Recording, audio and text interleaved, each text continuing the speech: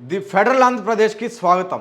స్థానిక సంస్థల్లో బీసీలకు రిజర్వేషన్లు పెంచుతున్నట్టు ప్రభుత్వం ప్రకటించింది.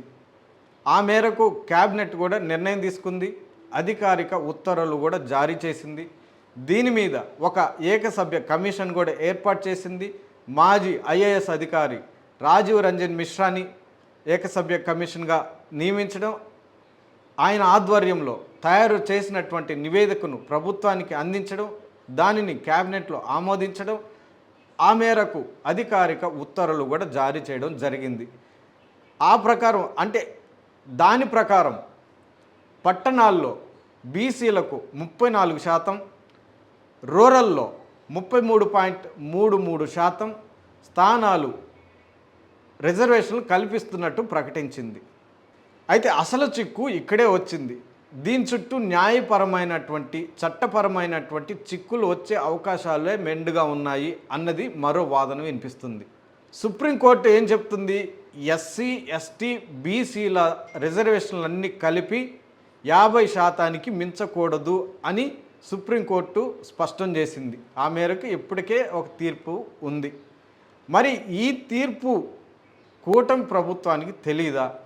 మరి తెలిసే 50% మించి బీసీలకు ఎలా రిజర్వేషన్ తీసుకొస్తారు, దీనిని ఎలా అమలు చేస్తారు అన్నది $1 మిలియన్ ప్రశ్న.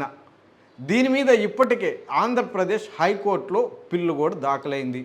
ఒక ప్రముఖ న్యాయవాది తాండవ యోగేష్ అన్న న్యాయవాది ఒక పిల్లును దాఖలు చేశారు.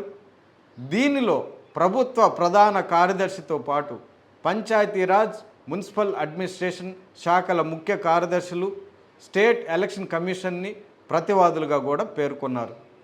50% మించకుండా నోటిఫై అయ్యే విధంగా ఆదేశాలు జారీ చేయాలని హైకోర్టును ఆయన కోరారు. మరి దీని మీద ఏ విధంగా హైకోర్టు స్పందిస్తుంది అన్నది ఒక అంశం. మరోవైపు ఇది వరకే 2019 నుంచి 24 మధ్య కాలంలో అధికారంలో ఉన్నటువంటి వైసీపీ ప్రభుత్వం ఇదే అంశాన్ని తెరపైకి తీసుకొచ్చింది.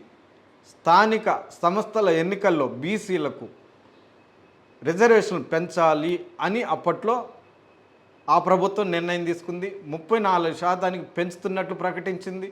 ఆ మేరకు స్థానిక సంస్థల్లో రిజర్వేషన్లు అమలు చేయడానికి కూడా పూనుకుంది.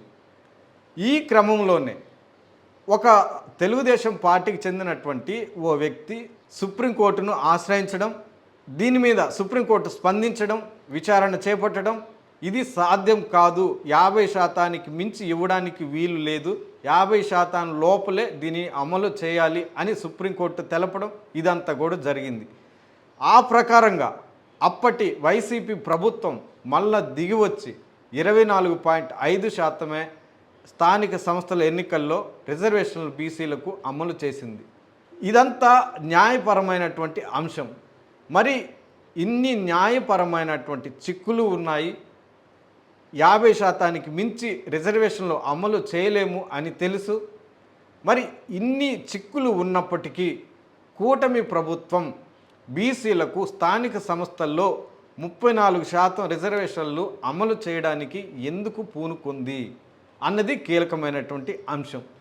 అంటే బీసీలను తమ వైపుకు తిప్పుకోవడానికి కూటమి ప్రభుత్వం ప్రయత్నిస్తోంది అన్నది ఇక్కడ స్పష్టం అవుతోంది అన్న చర్చ కూడా ఉంది. గతంలో ఇదే రకమైన ఎత్తుగడ వ్యూహం వైసీపీ అనుసరించింది, తర్వాత బోర్ల పడింది అన్నది కూడా ఒక చర్చ ఉంది. మరి ఇదే రకమైనటువంటి అంశం ఇప్పుడు కూటమి ప్రభుత్వానికి కూడా అమలవుతుంది కదా అన్నది కూడా మరో చర్చ. మరి ఇన్ని రకాల న్యాయపరమైనటువంటి చిక్కులు ఉన్నప్పుడు బీసీలకు స్థానిక సంస్థల్లో సుప్రీంకోర్టు తీర్పును మించి ఎలా అమలు చేస్తారు అన్నది $1 మిలియన్ ప్రశ్నగా మారింది.